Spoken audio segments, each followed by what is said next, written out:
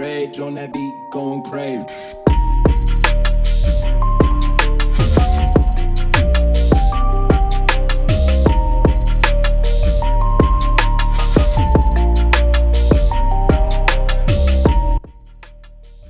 Well, hello, professionals. Let me welcome you to our boardroom. In this room, we like to talk about problems in the business world from a practical standpoint.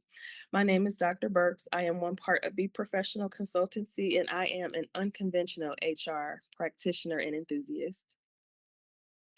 And my name is Dr. Ellison, also one part of the professional consultancy. I'm a veteran and expert in leadership and professional development. Combined, we have over 3 decades of experience, and we enjoy helping you improve performance from the janitor to the C suite. Dr. Burks and I have had some traumatic experiences because of workplace unprofessionalism, executive disengagement, and lack of accountability. We hope to leverage our experiences so that you can get better results in your workplace. Professionals, we have heard you, and today we'll be answering some of your frequently asked questions. Today, Dr. Burks will answer some questions posed specifically to her, and I may opine from a leadership or business strategy viewpoint. And I will answer a few commonly asked questions that I've gotten, and she'll tag in, providing her expertise, education, and experience. Listen, recent headline news is enough to make your head spin, from tariffs to job freezes, air safety to who or what at the Grammy Awards, to whether we can telework or not, to NBA trades. It is important to remain undistracted and focused on God, your family, and the work you're here to contribute to this world. It's easy for us to get caught up in the hype. However, now it is urgent that we have the mental agility, workplace competency, personal courage, and resilience. Our quote from today is from 1 Kings chapter 10, verses 1, 2b, and 3 from the NLT version. When the Queen of Sheba heard of Solomon's fame, which brought honor to the name of the Lord, she came to test him with hard questions. Mhm. When she met with Solomon, she talked with him about everything she had on her mind. Solomon had answers for all of her questions. Nothing was too hard for the king to explain to her. Now, while we don't claim to be anywhere near as wise as King Solomon, we do thank you for trusting us to answer some of your most pressing questions. Dr. Burks, we'll start with you. So I obviously, I practice HR. And so there are a lot of questions that I notice that I get um, more than others, and they range. So I chose top 3 questions that I see the most frequently, and so I'm hoping that in answering the questions that I get most frequently, that it will also add some type of insight for you as well. So one question that I always get is, why does my coworker make more money than me and we have the same experience? So the first thing I tell people is that just because you have, you both may come from a nursing home, you both may come from a factory, that does not mean that equity is the same. There are several factors that go into determining one's salary, and that is market rate, that is specific skill set. Just because you came from, let's say, I'll use a nursing home, does not mean that you had the same like you didn't have the same unique experience. You could have been a nurse at the nursing home. One could have been a charge nurse. You could have been a staff RN. We look at your educational background. We look at your references.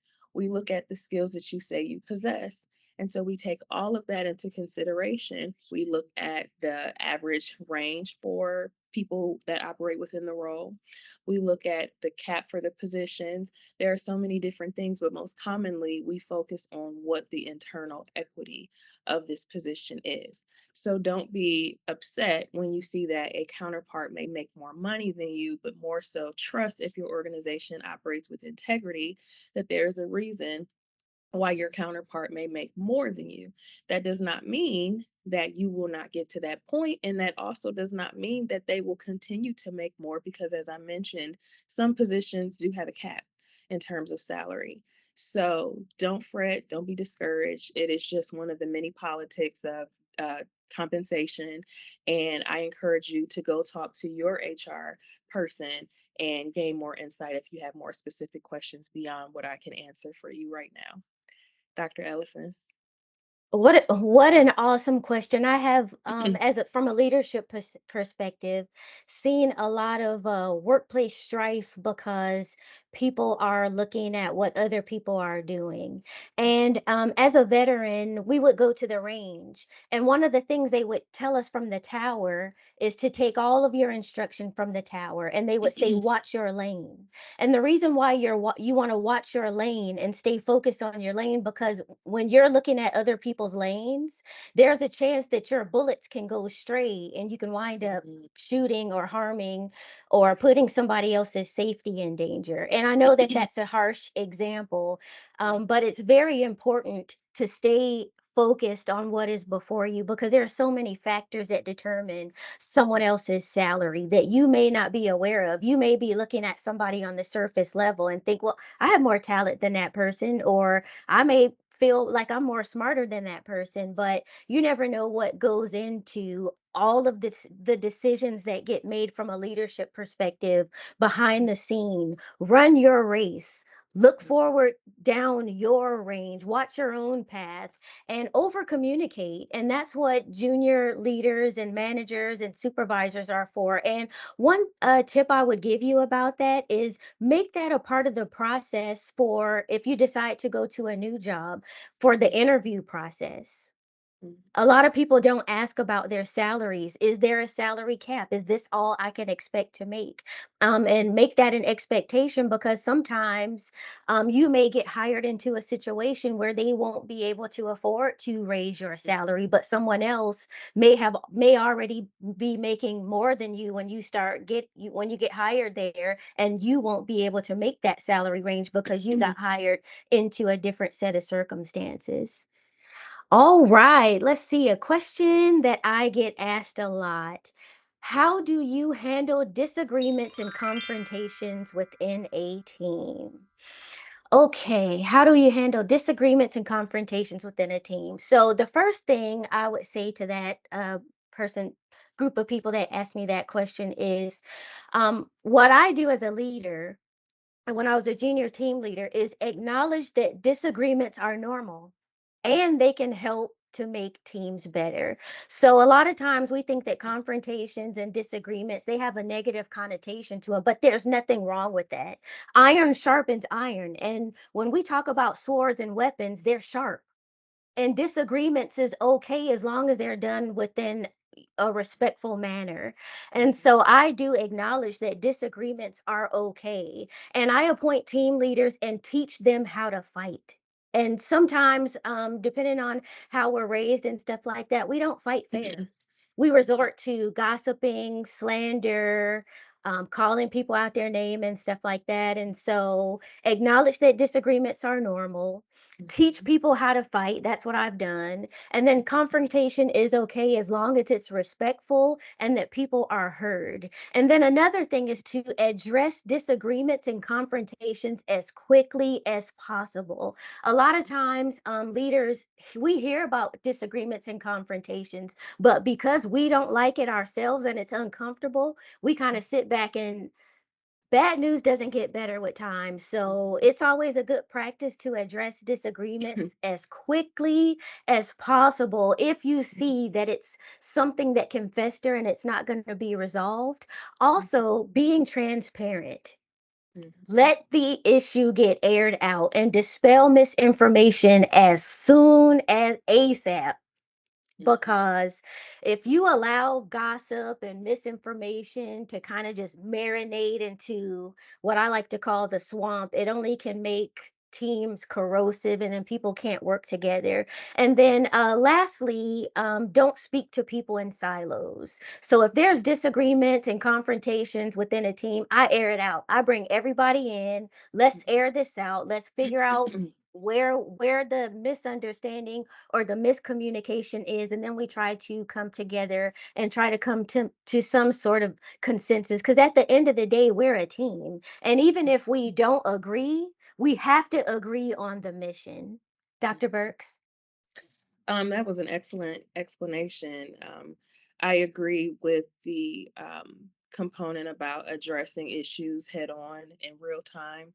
One of the most common mistakes that I find when I collaborate with leaders is that they bring an issue to me as it has manifested into something so much bigger. And by the time I'm made aware of it, it makes it a little more challenging to help navigate the situation because it has been a trend of bad behavior or problems. And so now we are going back to the beginning, and this has gone on. And so it's a little more challenging to try to cultivate accountability when you have not held the employee accountable. I always like to use this example. When you are interacting with people, or when you are, let's say, potty training a dog, if the dog uses the bathroom in the house, you discipline and redirect the behavior right then and there. If the dog uses the bathroom in the house and you wait a day to address it, then that dog may no longer remember what it was that they did wrong. So it is important to go ahead and speak on whatever grievances you have. Like Dr. Ellison said, get everybody in the room and air it out. Um, when I teach conflict management training, the first thing that I tell people is that conflict can be positive. It does not always have to be associated with something negative. And then the second thing that I tell them is to take emotion out of it.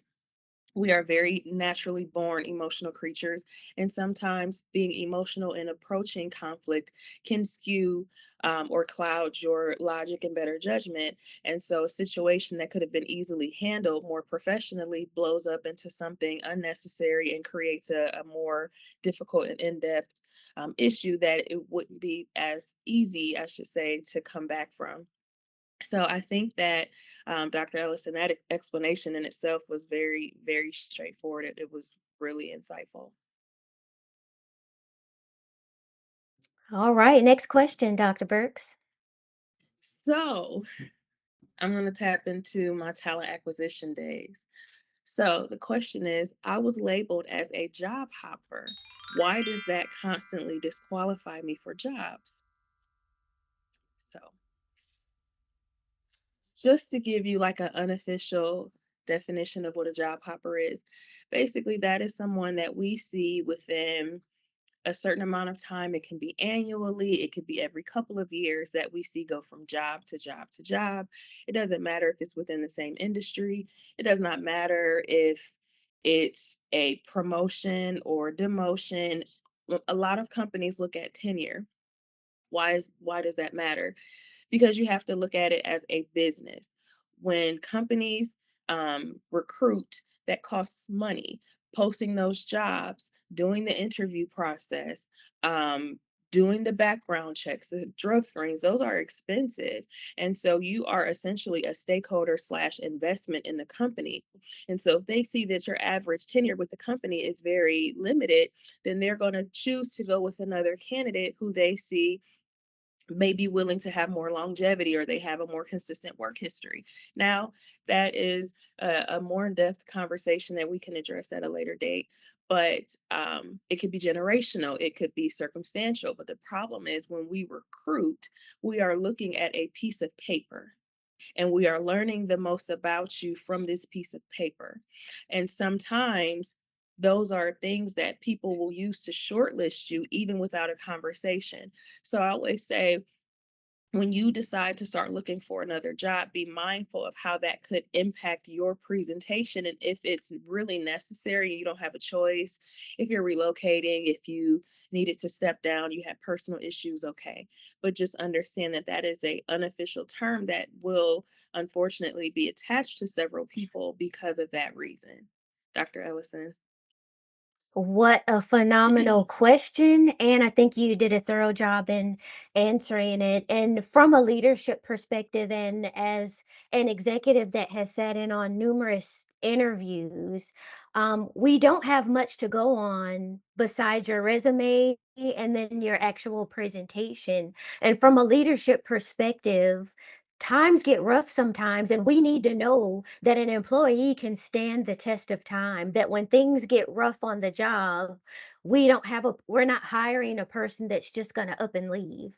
And so when I see a person that seems to go from job to job to job, it gives me question about that person's dedication, especially when they're not able to clearly articulate. And we do understand that life is going to life sometimes. You have family circumstances, or life emergencies, and you have to make decisions in life. But when it's you just switching jobs with no real story, remember your resume and how you interview.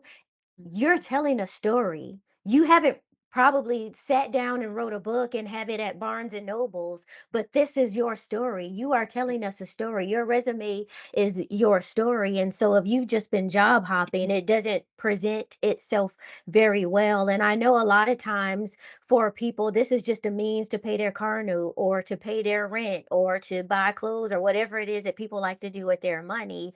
But we are looking for people that are dedicated and committed to the mission. And if you're not going to be that, I would just say save me the time and save yourself the time and don't come interview at all. Dr. Burks. That's a whole mic drop. All I'm right. happy So, okay, you let's move on. said. The next question is, how do you achieve a work-life balance? All Mm, right, that was a highly asked question, a frequently asked question. Okay, to answer that, how do you achieve a work-life balance? Okay, first and foremost is that I always acknowledge, and I wasn't always to this level, but I acknowledge that there really is no such thing as a work-life balance. I don't believe that the two are ever going to be like on an even scale. You're always, at any given time, you're going to have to make a choice between work or life. It's not ever going to be on an even keel where you just have this work life balance. And I know that that's a popular terminology that people like to say and write about, but at any given time, you're choosing one or the other. mhm, And so you can't compartmentalize work or life. And I've seen people try to do this. They try to put work over here and life over here and separate the two. And that, I think, is what causes a lot of stress. And so I'm going to go off a little bit, not go off, but go off and show you, if you can see, this is my planner. And this is probably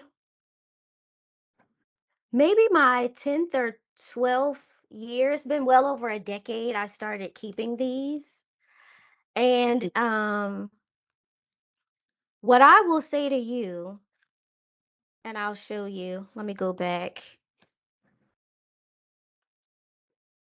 is that I actually every year and every 6 months take some time to sit down and visualize, what do I expect to accomplish this year? What is my vision? What are my dreams? What do I hope to accomplish? And then I take that and I break it down throughout the year and I set little micro goals and milestones. And so this is not just work stuff, this is personal stuff too. So, for example, I have stuff on here like purchasing a home or decluttering my home, becoming more creative, improving my wellness. And then I actually break that down into more specific goals and then putting that in my planner. And I also have workplace stuff too. And so that allows me to take this planner, not just at home, but I take it to work too, and then over communicate what you believe your priorities to be. Because if you don't have a set of priorities, trust me, somebody will make your priorities for you.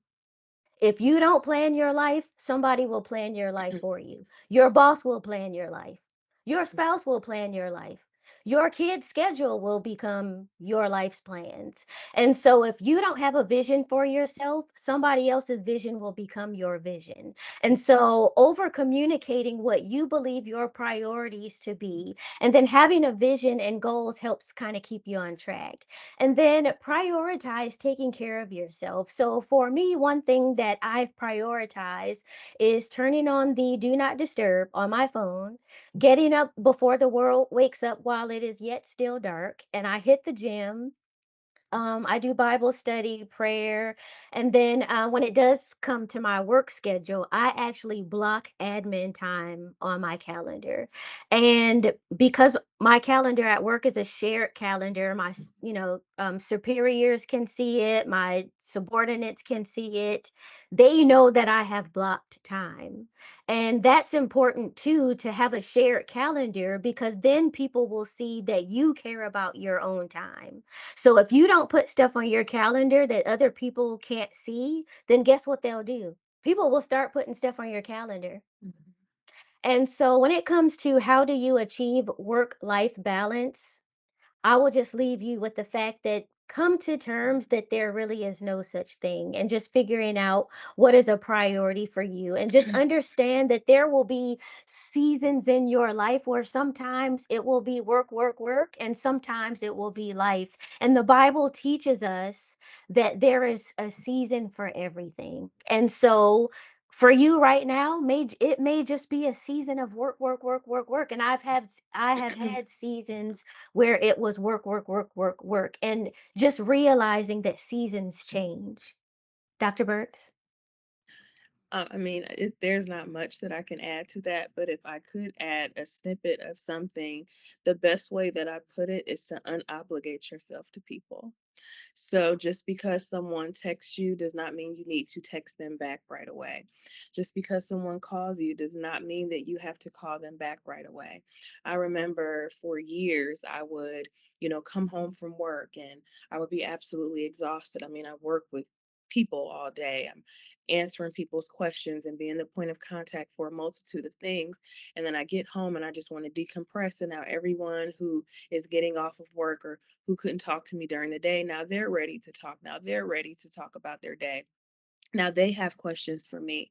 And even though I was tired and I didn't necessarily feel like being bothered, if I could be frank, because I knew they wanted it, I pushed myself and then I only became burnt out. So a work life balance is not just your physical job, but it's anything that you exert your energy towards that that I should say takes time away from rest, because rest is productive.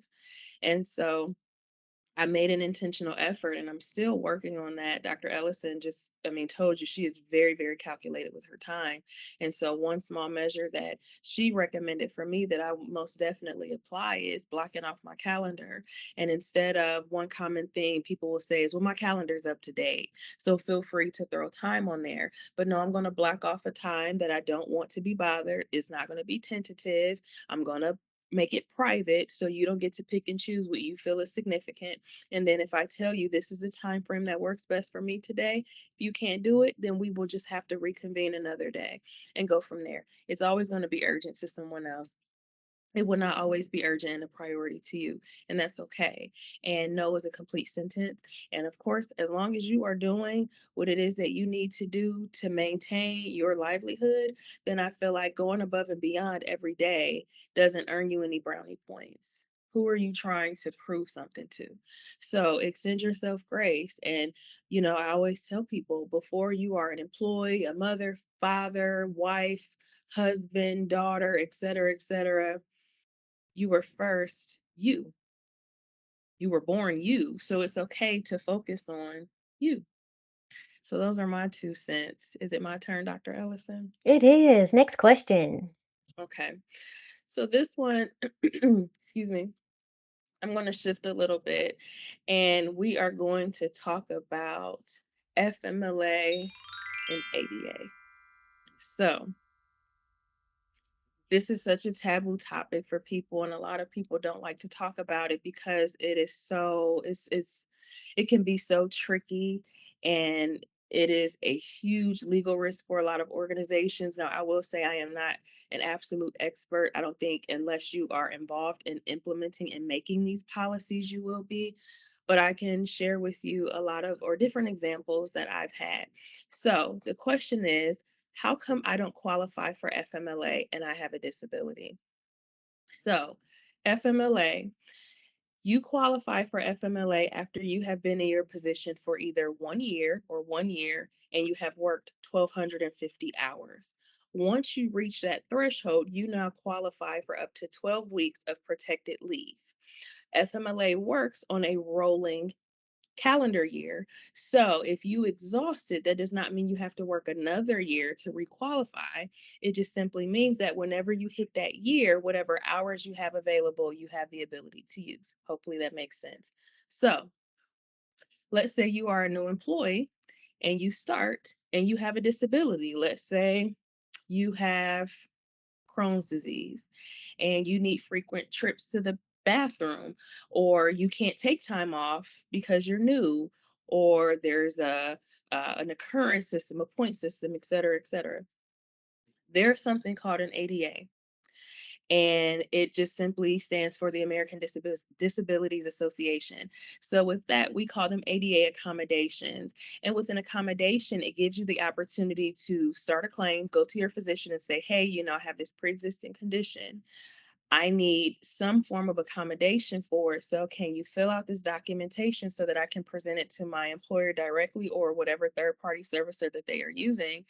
And we can have an interactive and determine if what I am asking is something that they can reasonably do, because it is a reasonable accountability or accommodation, I'm sorry. If that's something that they can do where it won't compromise the department. If it does not cause any undue hardship, then all is well. So you can have intermittent leave during an accommodation. You can have continuous leave during an accommodation. It all depends on what the department can withstand.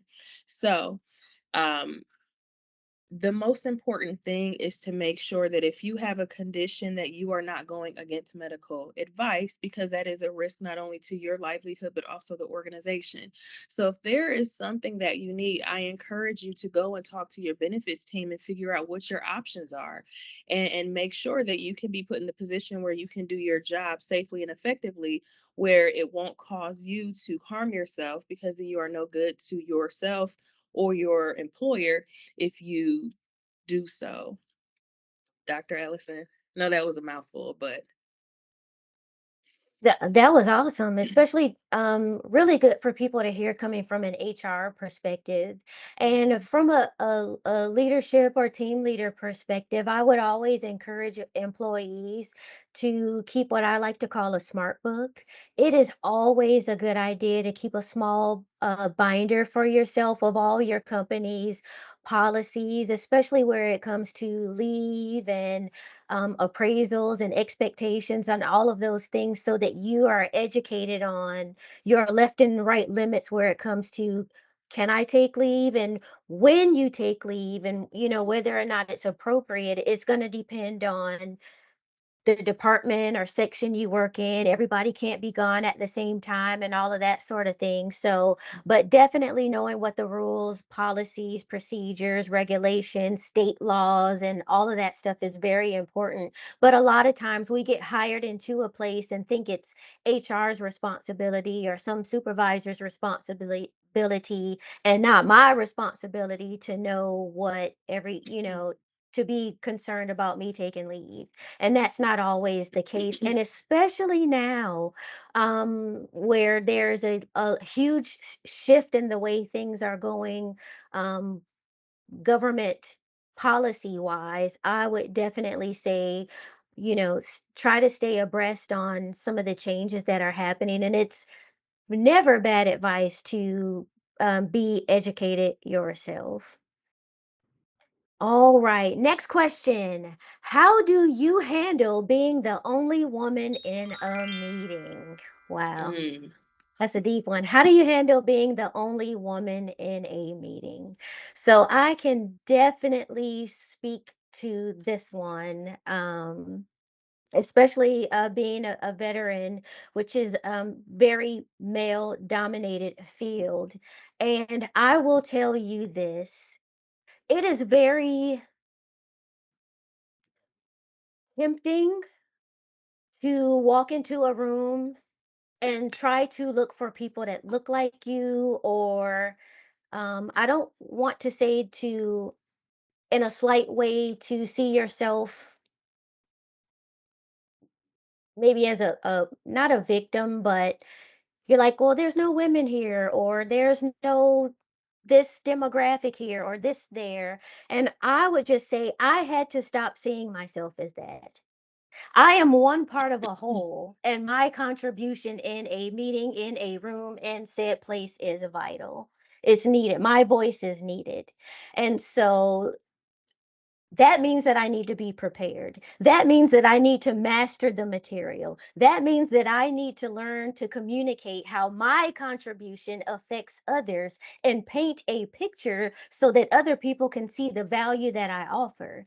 That way, it doesn't matter if I am a male or a female. It doesn't matter what my abilities are. It doesn't, my demographic doesn't matter because I'm there to contribute as part of a whole. And so now when I walk into a room, I don't care if I'm the only woman in there or not. I'm in there because my voice is needed in there. And I am going to show up and I am going to be prepared. I'm not going to sit back, and I don't care what people think about my gender. I'm not going to make it an issue. If you make it an issue, then that is an issue for you, and you can take that somewhere and go deal with it however you're going to deal with it. But I'm not going to make that an issue. And so, in the day and age that we live in, we have to be bold and we have to be courageous, but we also have to be professional. And so I would just say that we need to stop walking in a room. And that's the first thing that we're doing, is we're looking in the room and then we're kind of like, okay, well, there's three females in here and one male and this person and that person. I don't walk in rooms like that anymore. I walk into a room because I was invited in there, or I feel like I need to be in there and my contribution is vital. And that's how I handle being the only woman in a meeting or in a room or in a venue or in a place. And I wouldn't be there if I didn't need to be there. Dr. Burks? I take a sense of pride when I enter these spaces and I am the minority. And I'm not even just talking about from a ethnicity or racial perspective, but being a woman, Mm, because you are automatically perceived as the underdog. And oftentimes, when I walk into a room, I am more qualified to be in there than every other individual sitting there, and believe that a lot of people know that. And so you have to enter the room with a sense of confidence where nobody can be the subject matter expert about you.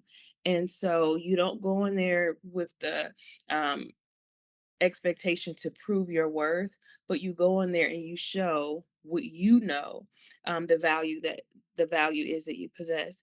And so I am often the only person of color. I am often the only female. Believe it or not, HR is a very male dominated industry, which you wouldn't think that, but it is. And so sometimes you have to go the extra mile to display your qualifications, and to make sure that you speak and that you know what you know that you know. And I think once you can go and master that, it won't matter what other faces are sitting at the table. You pulled out your own seat. You don't have to wait for them to pull it out for you. that's such a good answer. And you wouldn't think that the HR field is uh, male dominant, but that's a very good answer. So I think to boil that down, confidence and preparation, and courage. Mhm. Yeah. Okay. Do you have a final question? Um, I have an excerpt or just something I need to insert. If you can put an asterisk. So I told you I wasn't feeling well, so I'm having a bit of a brain fog, and I called an ADA, American Disabilities Association. That is not what it stands for. It is the Americans with Disabilities Act. Charge it to my whatever this is going on and not my knowledge.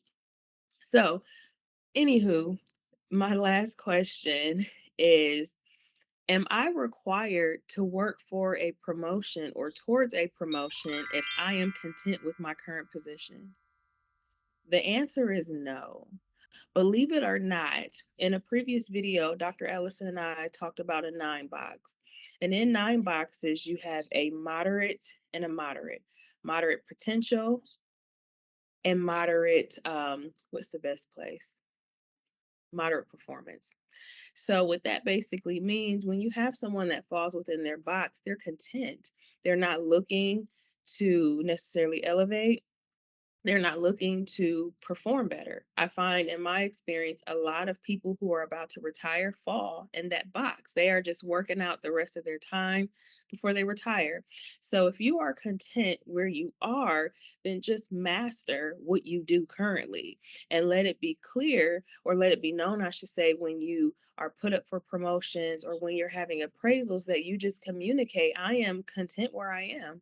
So you don't necessarily have to go and just because that's the next ladder or position in that hierarchy that you should be pursuing. If you don't feel that that's something that you want to do, that is okay, but communicate that. And most importantly, before you accept this position, establish if that's an expectation. If you are okay with a flat organization and I shouldn't say lateral move, but a vertical move, then I would say if that's what the organization requires, then it wouldn't be a good fit, and that's okay. But don't compromise what it is that you want to do right now, because this is what the right progression, or this is, you shouldn't stay in this position for a certain amount of time. They give you a year or two, and then the expectation is for you to move so that they can backfill your position. Whatever the case may be, you do not have to, which coming from me, I'm always looking to improve, to seek the next opportunity. But anywho, even in that position, you can grow and thrive in other areas. You can still improve your business acumen, you can still gain knowledge and just apply that into continuously perfecting and being the subject matter expert of what it is that you currently do. Dr. Ellison. What a very good question. And I think you hit the nail on the head by expressing the importance of communicating that, because there are some organizations where the attrition is so high and it's next man up. And that's the expectation that they may need, a lot of junior managers, and there may be an expectation for you to be able to move up, and you might be comfortable right where you are. And so I would just add on to what Dr. Burr said, take an active role in your career. And as a part of the hiring process, make sure that you communicate. And that is why having a vision for yourself, as I said earlier, is so important, so that you know that just because it is a good opportunity doesn't mean that it is a you opportunity. All good opportunities don't mean that they're for you. And so there may be a job that seems really good for you, but if it doesn't allow you to sit where you want to sit in, the organization, maybe you may have to pass on that one and take something else, because there are, and I can think of some off the top of my head, there are some organizations that do have the expectation that, okay, well, if you can't move up, then you can move out. And so that is definitely something to ask. And guess what? It's okay to ask questions at an interview. As a matter of fact, you should probably study the organization and come prepared to ask some questions. Take an assertive role, an active role in your own career, because as I said, if you don't, then somebody else will. So, yeah, Dr. Burks, that was a good answer to that. But yes, I can off the top of my head think of some organizations where if you don't move up, you can move out. So Mhm. definitely communicate that. And so my last and final question that I have as a frequently asked question is, how do you delegate responsibilities? How do you Mhm. delegate responsibilities? So I'm going to assume that the people that ask me this are probably in some type of team leader or section leader or leadership role. And so, how do you delegate responsibilities? My advice would be don't hoard information. So, in order to delegate, don't hoard information, but use information to empower others. So, remember, delegation is a person that is representing or acting on behalf of another person less senior than yourself. So, if you don't trust them to do the job, then that reflects more on you as a leader than it does them. So if you feel like you can't delegate to somebody, then that says something about you, not the person you're trying to delegate the work to. So a lot of people think that information is power, Mhm. and that is usually not the case. So don't hoard information and educate others on the organization from the janitor to the C suite so that they can see where they fit within the organization. I have a succession plan so that employees know that anytime they may have to be me or take on additional tasks if Mhm. I'm not here. And that is another part of, as we talked about work life balance, that allows me to leave and go to doctor's appointments. That allows me to take vacation and not feel bad about leaving my workplace because I know that I can trust the person that I delegated my work to. So, that's how I would answer. How do you delegate responsibilities? That would be to empower others to be you when you're not there. And that doesn't mean that that person is going to take your job, Mhm. right? Dr. Burks? I think I mean, thoroughly answered the question, but to put it in layman's term from my perspective, to delegate means you need to know your team. Mm, And to know that means that you've had to be intentional with taking time to assess their strengths and weaknesses. So, to me, when you decide to delegate a task, that means that you are saying, I know that this person is capable of handling this because I know where they lie. I know that this person is capable or incapable of handling it because I know where they fall. But the goal is to not constantly delegate a task to the same individuals. I feel like after you've delegated, to take the opportunity to do some cross training, figure out where this person lacks versus where this person lacks. And like Dr. Ellison said, you should be able to groom and grow your team to the point that you can delegate it to anyone and they are more than capable of being able to handle it versus going to the same individuals. So I think it's all about keeping your team from becoming complacent. It's okay in my organization, going back to my question about being in a position where it's pretty flat, I chose to come into my position because I did not want to have direct reports. So I have a team of individuals who do the exact same thing that I do. Now we have our own clients, we have our own responsibilities, and competing commitments to things, but we also take the time to sit together as a team, go over some of the things that we have been experiencing, and then as we learn about each other's client groups, in the event that I need to take time off, or one of my counterparts needs to take time off, they have the ability to do so because I am more versed in their areas. So I can step in and have a sense of understanding about what it is that they're doing, and then I can take over. Whereas a counterpart of mine may have a better understanding of another area. And so they know that I can delegate this client or this task to this person. So ultimately, the goal is for all of us to be well versed in it, but you take the opportunity to see this is where this person lies, and then this is where this person, the potential that you have to grow, to become more aware, so that they don't feel, going back to that work life balance, that if they need to step away, that they need to continue to check their emails so that they can stay abreast of what's going on when they should be resting. okay. Did you have any more questions, Dr. Burks? I have no more questions. I think we've covered everything. Oh, well, good. All right. Well, thank you. Those were our frequently asked questions, and we have so many more questions that we probably could answer, but we tackled those for you today. And if you have any other questions that you would like to ask myself or Dr. Burks, do not hesitate to ask us on any of our social media platforms. We thank you for trusting us. As always, be blessed and be professional.